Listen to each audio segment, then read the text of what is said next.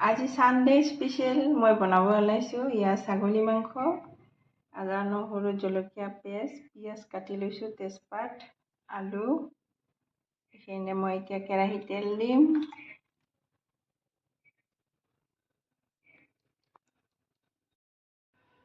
তেলখিনি মই গৰম হ'বলৈ দিছোঁ ফ্লেমটো কাটিবলৈ দিছোঁ তেলখিনি গৰম হোৱাৰ পিছত মই পিঁয়াজ তেজপাত দি দিলোঁ তেলত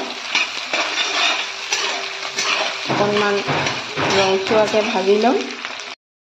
পিঁয়াজখিনি অকণমান ভাজি লোৱাৰ পিছত মই আদা নহৰু পেষ্টখিনি দি দিলোঁ